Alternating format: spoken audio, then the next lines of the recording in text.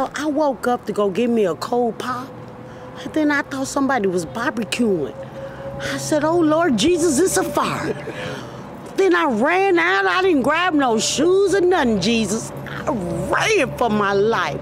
And then the smoke got me, I got bronchitis. Ain't nobody got time for that. Back here live at the Waterfront Village with my friend, the zombie, Jonathan. You're looking good. Jonathan just got an awesome face paint job. What do you think? I like turtles. All right, you're a great zombie. And good times here at the Waterfront Village. Thousands of passengers across the East Coast, of course, had to alter their plans. And we spoke to one kid who was trying to cope with the delay. I'm just sitting there on my iPod. It's just so frustrating. I want to be in Florida getting a tan on my back. Before we toss it back, we got to go to Drew, the farm kid. How you doing there, Pally? Right now, you know, I know he can't say anything right now, but you know what he's saying right now? E equals MC squared. Get the camera off my face. I'll take this cantaloupe. Oh, no. Oh, Dan, don't make him politician. cry. That's terrible. I love that kid. What did you think about the ride? It was great. And apparently, I've never been on live television before, but apparently sometimes I don't watch the news because I'm a kid, and apparently Grandpa just gives me a remote after we watch the Powerball. It's the Powerball. Tell me about the ride. What did you think about the ride? Well, it was great. Why? Because apparently you're spinning around, and apparently every time you get dizzy, Yeah. that's all you do is get dizzy. Is it fun? Yeah. And I've never ever been on live television. I never ever be on live television. Are you excited? Yeah, and apparently I only went down the super slide. When I went down the one, I was scared half to death. I just freak out. Okay. Well, the police wouldn't let me go through 122nd, so I had to go around 119th and go. They let me look at the lawyer's building. I know the vacuum cleaner man. He's seen my tits. I know that's not going on TV, but it's true. It's true. I'm not here to lie to you. I was trying to get a hold of him because I couldn't identify the business. That window got blown out, and I was trying to help the police figure out who to contact to secure that poor business. Did you see the damage to the building then? All the bricks? Yes. He must have been gravely hurt. He must have been badly hurt, injured. How fast do you think someone must have been going then? I haven't been allowed to drive for 3 years, so I am not a good judge of that. Anything else you wanted to add about what you saw? You want to see my tits? Louis? I was in the passenger side of this fucker's car, and he comes over on there. He was over by the recycling center. He says, oh, when I was in the Virgin Islands, 30 years old on a business trip, I fucked this 14-year-old. I was like, you what? He's like, I raped this 14-year-old, starts crying, gives me a big hug. He's like, fucking 300-pound guy. I'm like, oh shit, you must be fuckered, man. Like, what's he talking about? I didn't take him seriously at first. Comes driving down this way. He's like, you know what? I come to realize I'm Jesus Christ, and I can do anything I fucking want to. And watch this, bam, and he smashed into this fucking guy right there, pinned him in between that fucking truck. And so I hop out, I look over, the guy's pinned there. I mean, like, freight train riders know this. Like, if you get pinned between something, do not fucking move that shit, otherwise you bleed out. Like, motherfucking, I ran in, I grabbed the keys, he's fucking sitting there like nothing even happened. And like fucking like, man, if you started driving that car around again, man, there would have been a hell of a lot of bodies around here. Fucking, I hop on out, and so I grabbed the bag, I threw it over by that pole right there, and then fucking buddy gets out, and these two women are trying to help him. He runs up and he grabs one of them, man. Like a guy that big can snap a woman's neck like a pencil stick.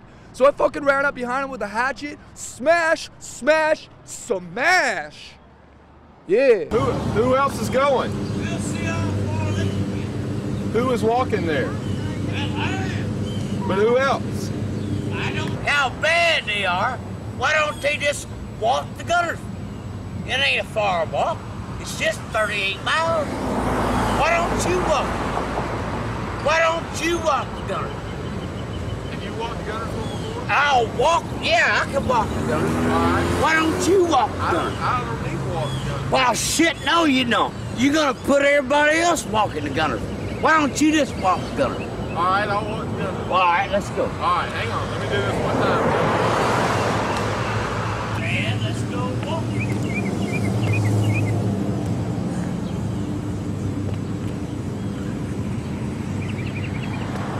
How about strutting that ass? You'll be so goddamn fucking tired, the time you get to New Hope, you won't be strutting that ass.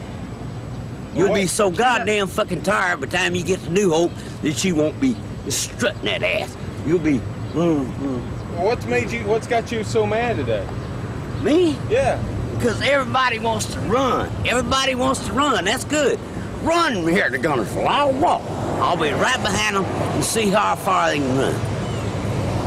It's a chauvinistic pig attitude that you're going to do something because you work at the Arsenal and you got a fucking Mercedes-Benz and you ain't got to walk every day, so you're going to get out and strut that ass, strut that ass, strut that ass, strut that ass, strut that ass.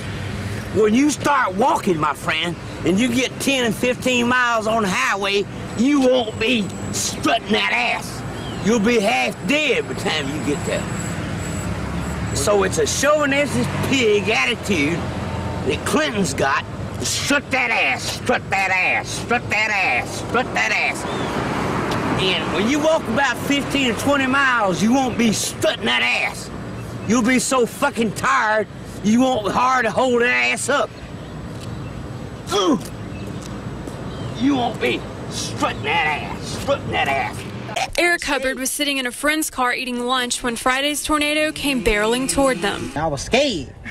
I was finna eat a hamburger, it took it. And I don't even know where it's at. It took your hamburger out of your hand. Fries and drink, I don't know where it's at. Tell me about the whistles. The whistles go woo. When you want to woo woo, it's that woo woo.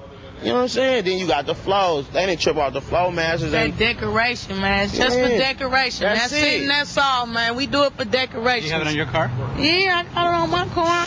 It was being installed on their car. Some neighbors are saying way too loud. That's only in the morning. You supposed to be up cooking breakfast or somebody, and so that's like an alarm clock. Woo woo! How's it feel to get the power restored? It's been 5 days, hasn't it? Hey, I'm so glad the power come back on because I was burning up. Lamasa Pace said she was thrilled to see all the power trucks rolling down her street, South Military. The whole street was lined up with them cherry pickers and all them crew. I said, you said hallelujah. I go like, hot dog, look at that, boy, look at that thing. How well are you going to sleep tonight? You bet I'm going to sleep like a baby. Drink me some good old Kool-Aid and drink me some cool big jug of ice or Kool-Aid and go to sleep like a baby. Kelly Dodson was asleep with her little girl inside their apartment on Webster Drive when I was attacked by some idiot from out here in the projects. He tried to rape me. He tried to pull my clothes off. Well, obviously, we have a rapist in Lincoln Park. He's climbing in your windows. He's snatching your people up, trying to rape them. So y'all need to hide your kids, hide your wife, and hide your husband because they're raping everybody out here. The attacker got loose and went out the upstairs window, but he did leave something behind. We got your T-shirt. You done left fingerprints and all. You are so dumb. You are really dumb. For real. You don't have to come and confess that you did it. We're looking for you. We gonna find you. I'm letting you know now, so you can run and tell that, homeboy. Heard screaming. I meet my McDonald's. I come outside. I see this girl going nuts, trying to get out of her house. So I go on the porch. I go on the porch, and she says, "Help me get out. I've been in here a long time." And like I say, my neighbor, you got some big testicles to pull this off, bro. Because we see this dude every day. I mean, every day. How long have you lived here? I've been here a year. Okay. You see where I'm coming from? Right. I barbecue with this dude. We eat ribs and whatnot and listen to salsa music. You see where I'm coming from? Yeah. And you had no indication that there was anything going on? Bro, not a clue. What was the reaction on the girls' faces? I can't imagine to see the sunlight, to be around people. I knew something was wrong when a little pretty white girl ran into a black man's arms. Something is wrong here. Dead giveaway. Dead giveaway. Charles, thank you very much. Dead giveaway. Thank you very much for your time. Either she homeless or she got problems. That's the only reason why she run to a black man. Charles, thank you for being there, man. Curiosity leads to large crowds in Mobile's Crichton community. Many of you bringing binoculars, camcorders, even camera phones to take pictures. To me, it looked like a leprechaun to me. All I gotta do is look up in the tree. Who else seen the leprechaun say yeah? Eyewitnesses say the leprechaun only comes out at night. If you shine a light in its direction, it suddenly disappears. This amateur sketch resembles what many of you say the leprechaun looks like. Others find it hard to believe and have come up with their own theories and explanations for the image. My theory is it's casting a shadow from the other limb. Could be a crackhead that got hold to the wrong stuff, and it told him to get up in a tree and play a leprechaun. We're going to get down to the bottom of this. Yeah, it's still on there, guy. Don't be afraid.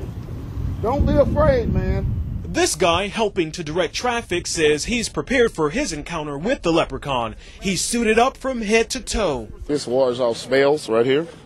This is a special leprechaun flute, which has been passed down from thousands of years ago from my great-great-grandfather who was Irish. I just came to help out. Others just came to get lucky in hopes a pot of gold may be buried under this tree. I'm gonna run a backhoe and uproot that tree. I want to know where the gold at. I want the gold. Give me the gold. I want the gold. Man, them jokers was big. Size of a quarter doggone.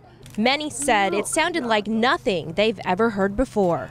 He said, kapooyah, kapooyah. And the boy that hell just came in. I opened my door and I looked out my door and started hitting me in my head. I took out running, ran to my restroom, and then I called my mama to see was she all right. Folks were told to stay off roadways unless absolutely, positively necessary. But they still came out to places like the Circle K gas station. I wanted donuts. David Grisham, the leader of an area radical Christian group, attempted to publicly set fire to the Islamic holy book. Snuck up behind him and took his Quran. He said something about burning the Quran. I was like, dude, you have no Quran, and ran off. I didn't make anybody stay here until 7 a.m. or 11 or whenever it is everybody finally left. I didn't make this kid pass out on my floor. People wanted to be here. That was their decision. Oh, bro, it's just like, dude, you get the best barrels ever, dude. Just like you pull in and you just get spit right out of them. And you just drop in and just smack the lip. Whoop-ah! Drop down, snap, and then after that, you just drop in, you just ride the barrel and get pitted, so pitted like that. I ain't no robbing type of person. I wouldn't do nothing to no innocent man. I've been robbed. I've been pistol whipped. They got that on file. I'm innocent. I ain't do nothing. I don't know what's going on. All I know is my side of the story. I can't tell no other story. I'm innocent. And Mama, I love you. P.O.P. all the time. Right, these all good pimp squad, baby, for life. Surveillance tape is catching a routine morning at this gas station on Bannister until chaos erupts. I was putting one more tap of coffee in my coffee cup, and out of the corner of my eyes, I saw two guys come in, one with a black hoodie, one with a white hoodie. And the guy with the black hoodie said, "We want your money, everybody up front and down." And I'm like, oh, why did I need coffee now? The guy in the black starts coming down, and I'm like, don't look, don't look, don't look. So I'm putting my hair down, you know, and he comes right to me and he goes, "Get down now." And I go, "Yes, sir." And I just dropped to my knees. Then I heard, boom, boom, boom. And I'm like, oh my God. So I back farther and farther away. And I think maybe I should faint, but I don't. And so then I'm thinking, count to 2,000 again. So I did. And then I go, mi amigos, mi amigos. Nobody said nothing. I'm like, oh my God, they're dead. Just minding my own business. Bam! Hit me hard right from the back. I was glued to my seat. I was like, whoa! I could see the car in front of me. I was about to hit him. So I kind of veered off this way. As I veered off this way, the guy who hit me veered off that other way, and he hit the curb, flipped over, rolled over, run into the electrical pole, and I didn't know he hit the pole. All of a sudden, I kind of stopped, and I was like, whoa, and the wires come down, boom, and then arc, bam, that fire was coming everywhere. It was arcing, sparking, blowing up. I saw one arc go from the corner of my van up to the car behind me. It was like a big rainbow, boom, and it was coming up, boom, boom, and I was like, shoo! So I opened up my door, I didn't touch no metal, and as I come up, I started to touch the top, and a little spark jumped out. I was like, whoa! I stepped out the rest of the way. Lucky I didn't get burned more. So, oh, it was crazy, dude. I was just sitting there and I was like, oh! Reality hits you hard, bro. Well,